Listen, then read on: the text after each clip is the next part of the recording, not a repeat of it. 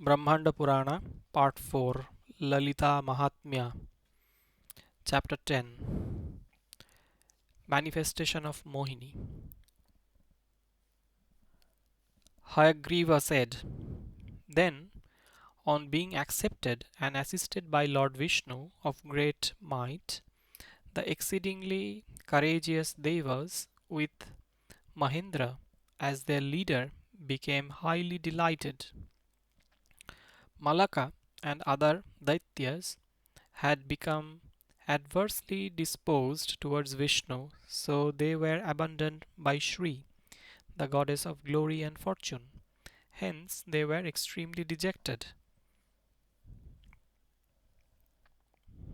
So the Daityas snatched away the golden vessel that contained the excellent essence of nectar and that had been held in his hands by Dhanvantari.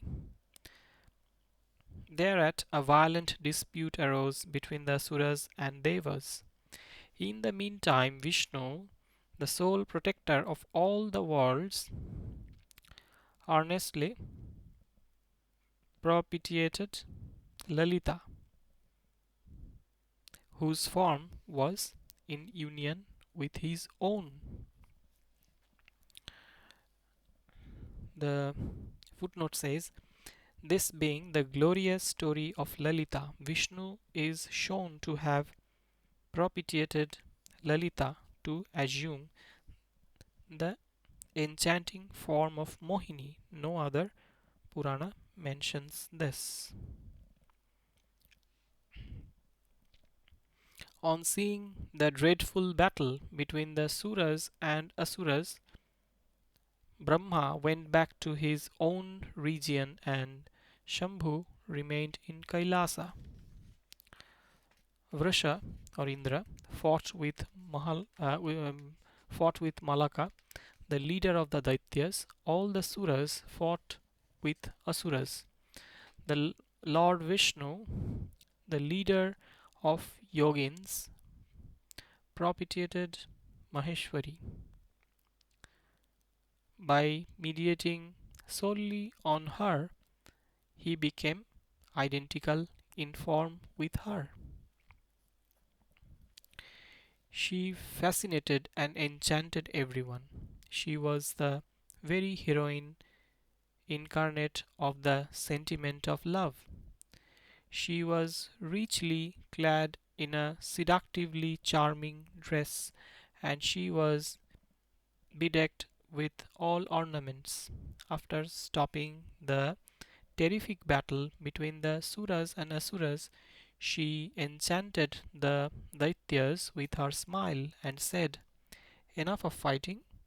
Of what avail are the weapons that tear and pierce the vulnerable points? Of what avail are vain and harsh utterance uh, and harsh utterances that cause parched throats? I myself shall be the impartial mediator between you and the heaven dwellers. Both you and these devas have worked strenuously in this enterprise. I shall distribute this wonderful nectar equally among all of you. The excellent vessel of nectar should be handed over to me. On hearing those words of hers, the Daityas were deluded by her utterances. Foolishly, they gave the vessel of nectar to her. That lady of exquisite beauty that could fascinate the entire universe made separate rows of seats for the Suras and Asuras. Standing in between the two rows, she spoke to the Suras and Asuras. All of you be quiet. Everything will be given by me in due order. All of them unanimously accepted her statement. That lady, powerful enough to delude the entire world, began to distribute. She made clinking sounds with her golden ladle. The auspicious bangles jingled and tinkled. Equipped with beautiful ornaments, she shone like the most exquisite of all fine arts. In her beautiful left hand, that resembled a lotus, the pot of nectar shone brilliantly. At the outset, she served the nectar in the row of the devas by means of her ladle. Even as she was serving thus in due order, Saimhikeya, or Rahu, who was sitting in the middle of the row of devas, was pointed out to her by the moon and the sun. She cut him off with the hand holding the ladle. His head alone, that had consumed the nectar, went over to the sky.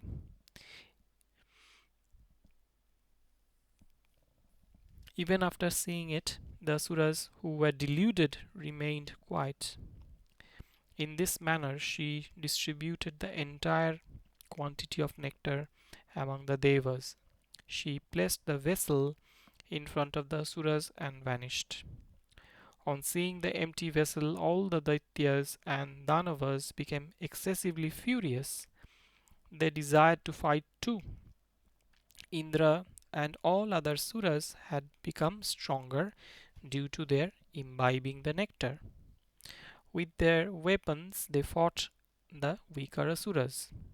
On being hit and pierced by the excellent suras, hundreds of leading Danavas went to the ends of quarters and many went to the Patala. The lord of the Devas, who was glanced at favorably by the goddess Shri, conquered the Daitya named Malaka and got back his own glory. After regaining his throne, Mahendra, the conqueror of demons, protected the three worlds as before, duly attended by the Suras. As before, all the Devas roamed about as they pleased without fear. In the three worlds consisting of mobile and immobile beings, they were delighted in their minds forever. After observing these activities of Mohini, sage Narada, who was surprised very much and who used to move about as he pleased, went to Kailasa. He was permitted by Nandin to go in. He bowed down to Parameshwara, God Shiva. On being duly received by that lord, he was gratified and he took his seat. When the sage who habitually sported about as he pleased was seated, the great lord, the consort of Parvati, fair in complexion like crystal, asked him, O holy Lord conversant with everything that has taken place, O divine sage, who have sanctified the seat you occupy, O sage fond of provoking quarrels, what about the tidings there of the heaven dwellers? Who has won, the party of Suras or that of Asuras? What is the news regarding the nectar? What is being done by Vishnu? On being asked thus by Mahesha, the excellent sage Narada, who was extremely delighted and surprised, spoke. Narada said, O Lord, you know everything because you are omniscient. Still, everything will be reported by me now, since I have been asked by you. When such a terrible battle took place between the Daityas and the heaven dwellers, Adi Narayana of glorious brilliance assumed the form of Mohini. On seeing that lady wearing grand splendid ornaments, the very embodiment of the sentiment of love and romantic feelings, the Suras and Asuras desisted from their active fighting. The Daityas who were deluded by her Maya were requested to hand back the vessel of nectar. Immediately they gave it to her and made her the arbitrator. After receiving it with a captivating smile, that goddess distributed the entire quantity of nectar among the devas. Not being able to see her because she had vanished and finding the vessel of nectar empty, the Daityas became furious. They, with their faces blazing, flushed with anger, rose once again to fight. Since they had imbibed nectar, the immortal ones became more powerful with excessive exploits. Defeated by them and almost destroyed by them, the great Daityas went down to Patala. On hearing about this episode, the immutable Lord of Bhavani hurriedly sent away Narada, musing constantly on what he or Narada reported to him, and being wonderstruck, he accompanied by Parvati, but unknown to all his attendants, Pramathas, and even to Nandin, Skanda, and Vinayaka, approached Vishnu. On seeing Lord Shiva accompanied by his consort riding his vehicle, the bull, arrived at the shore of the milky ocean, Vishnu got up from his seat, the body of the serpent Shesha, and came over to him. After getting down from his vehicle, Isha stood there accompanied by Parvati. On seeing him, Achyuta Vistara, Vistarashravas, that is Vishnu, hastened to him. He received him duly with materials of welcome and worship. With great joy and love, he embraced the consort of Bhavani very closely and asked him the purpose of his visit. Mahadeva requested him, O Lord Purushottama, O glorious Lord and Master of great yogic practice, show me that beautiful form of excellent magnificence, charming in every respect, which had been assumed by you, the form that bewitched and fascinated everyone, and which surpassed the power of the mind, imagination, and of speech, being beyond description. I wish to see that form of yours, which is the presiding deity of the sentiment of love. It should by all means be seen by me. Indeed, you are like the divine cow that yields everything that is sought. On being repeatedly requested thus by Mahadeva, Hari, the Lord and Master of great yogic practice, meditated with single minded devotion on that supreme deity by meditating on whom that matchlessly miraculous form had been obtained by him before. Smiling a little, he said, Be it so, and then vanished. Sarva repeatedly sent his glances all round. Then he saw a beautiful garden in a certain place, the like of which had never been seen before. The bees were drinking honey and amusing themselves among rows of full blown blossoms.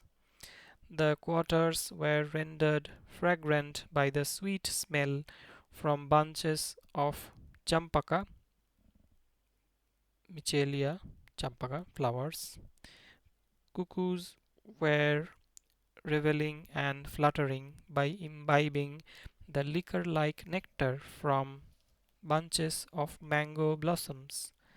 Peacocks were engaged in dancing sports among stumps of Ashoka trees. The humming sound of the swarms of bees appeared to be superior to the note of lutes. The garden shone brilliantly on account of Patali, trumpet flowers, red in color and having excessive fragrance. It had an elegant charm with the clusters of the flowers of Tamala, Xanthochimus pictorius, Tala, palm tree, and Hintala, phoenix, appearing like a garland. It was well decorated by means of unsplit splendor and magnificence of lotus blossoms in the ponds along the borders. It abounded in full blown flowers and beautiful sprouts moving gracefully in the gentle breeze. It was rendered fragrant by the continued flow of sweet smell of flowers therein that excelled even the flowers of heavenly tree Santana. A beautiful woman was seen at the foot of a parijata tree. There in that garden full of flowers and pleasing to the minds of all people. She was reddish fair in complexion like the rising sun. She was proud of her fresh youthfulness, defective text. Her feet, nails, and lips were excellent and ruby colored. By profuse application of the splendid red dye and lac, her feet were blood red in color. She was very charming, with lotus like feet adorned with anklets producing sweet tinkling notes. Her shanks were capable of suppressing the pride of the quiver of the hero Ananga, Lord of Love. She shone charmingly with her thighs resembling the trunk of an elephant as well as the stem of a plantain tree in complexion as well as shape. Her excellent buttocks were covered with a soft, glossy silk of very fine texture and pink color. She was very brilliant in appearance with big hips and loins. A golden girdle studded with freshly cut rugby stones heightened her beauty. From her navel of deep depression resembling a deep eddy, the beautiful lustre of her trivali, skin in three folds, considered to be a symbol of beauty, rose up like waves. Hundreds of pearl necklaces covered her breasts, resembling birds about to burst open, and moved about as if in swing. Her frail waist was pressed down by her weighty and excessively plump breasts. She had arms tender like the shirisha, acacia shirisha flowers. She was bedecked in bangles and bracelets. In her fingers she had rings. Her neck was beautiful like the well polished conch shell. Her chin was carved and shone like a mirror. Her lips were red in color. Her bright shining white teeth were set in beautiful rows. They resembled the moon. They had the luster of jasmine bud. She appeared to reveal and radiate moonlight. She shone with nose rings with big pearls. The footnote says the mention of nose ring shows that this work, Lalitopakyana, must be later than the 10th century AD. P.K. God had adduced adequate evidence to prove this. Rock cut temples and frescoes of the pre 10th century period do not show nose rings.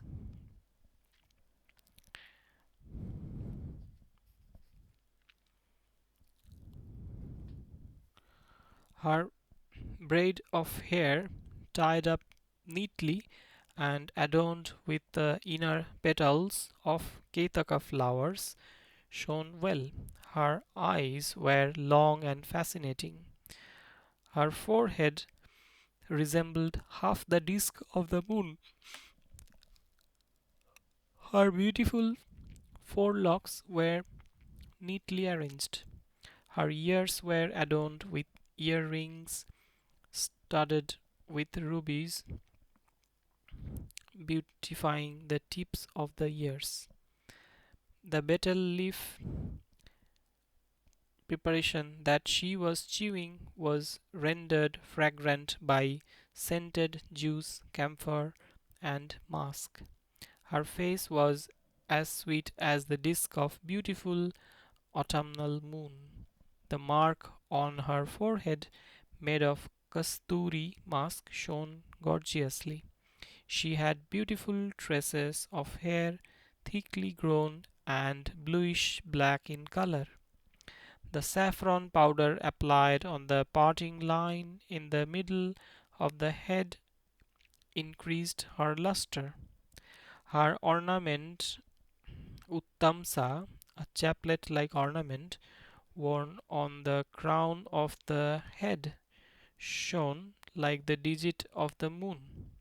Her eyes were tremulous with excessive rapture. She was an extremely romantic and amorous guise, bedecked in all sorts of ornaments. On seeing that lady engaged in playing with her ball with the jeweled ornaments like bangles, etc., swinging to and fro,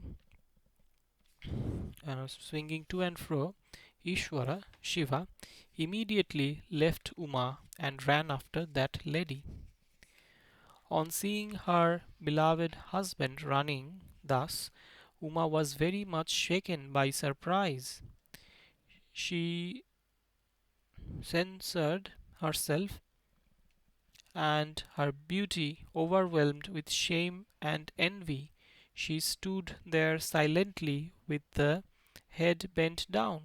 Shiva caught her somehow and embraced her frequently, shaking him off repeatedly. She too ran far away. Seizing her once again, Isha, who was completely under the influence of the god of love, embraced her impetuously.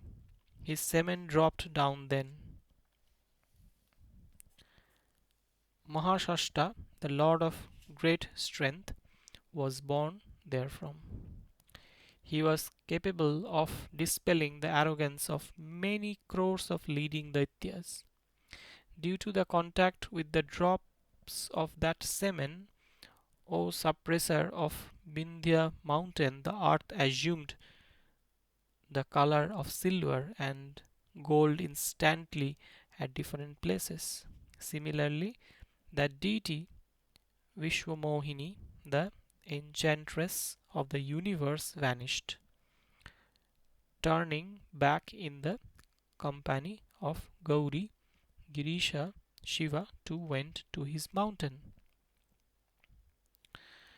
I shall tell you a wonderful thing, O husband of Lopamudra. Listen, this has been in my heart.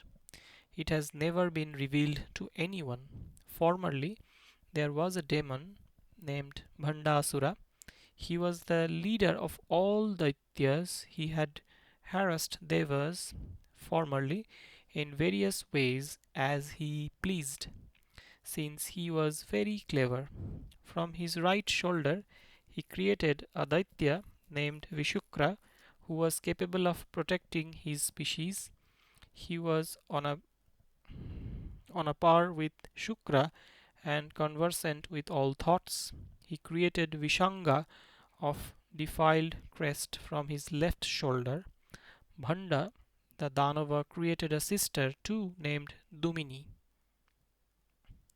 In the company of his brothers of fierce valor, this demon killed all his enemies. With increased heroism and prowess, he hit and hurt the entire cosmos. On seeing him enkindled in spirit and splendor, Brahma, Vishnu, and Mahesha began to flee immediately. They stayed in their respective abodes permanently. At the very same time, stupefied on being thrashed by his arms, the groups of heaven dwellers found themselves incapable of even breathing. Utterly bewildered and frightened, some of them hid themselves deep within the nether worlds, some in the waters of the ocean, some in the corners of different quarters, and some in bushes on the tops of mountains. They abandoned their wives, women, folk, and children. The Ribhus, or Devas, lost their offices of power. They began to roam about in disguise. Bhanda considered everyone no better than a blade of grass, everyone, namely Yakshas, great serpents, Siddhas, and Sadhyas, although they were highly arrogant of their ability to fight. He did not mind even Brahma, Padmanabha, Vishnu, and Rudra, as well as Indra, the wielder of thunderbolt. Thus Bhanda ruled over all the worlds. It was to kill Bhandasura and to protect the three worlds, O sage, that the three form of the goddess. O sage, that the third form of the goddess rose up from the fire of great sacrifice.